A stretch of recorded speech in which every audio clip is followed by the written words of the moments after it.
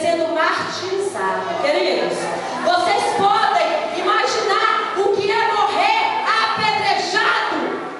Não podemos imaginar. Não podemos, porque nós não precisamos passar por isso. Porque o preço já foi pago. E não foi qualquer coisa. Foi a espinha dorsal lá do céu. Foi Jesus Cristo que morreu por mim e por você para nos garantir a vitória. Para que viemos ser testemunhas dele aqui nessa terra. E esse jovem, ele sofrendo, ele ainda falou para o Senhor, cheio do Espírito Santo, cheio da graça. A palavra fala em Atos 17, em Atos 7, que ele estava cheio do Espírito Santo, cheio da graça e do poder do Senhor sobre a vida dele. Ele disse: Senhor, não leve em consideração o pecado deles, perdoe eles. Mesmo sendo ali apedrejado por eles, Estevão demonstrou ali o maior ato que o Senhor quer de mim e de você, igreja, que é o ato do perdão, do amor. Meu Pai, exaltado é o nome santo do Senhor. Eu sei que o tempo aqui já passou. Eu vou ficar por aqui com a palavra. Creio que o Espírito Santo fala nos nossos corações. E eu quero convidar a igreja eleita do Senhor. Eu vou estar pedindo do ministro de louvor para ministrar o hino.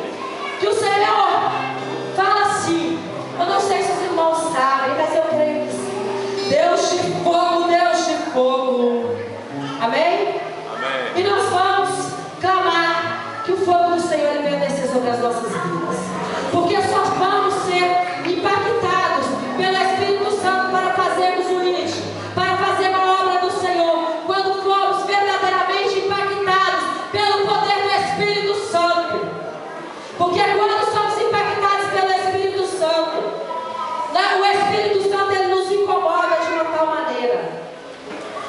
Eu quero pedir à igreja, aqueles que precisam de um renovo, aqueles que precisam ser verdadeiramente impactados pelo poder do Espírito Santo, com a liberdade dos pastores aqui, que vem aqui na frente. Eu e meu esposo, nós vamos estar orando por vocês. Nós vamos estar ministrando sobre a vida de vocês. E nós cremos que grandes coisas o Senhor vai fazer. Grandes coisas o Senhor já tem feito, mas mais ainda Ele quer fazer na minha vida e na tua vida.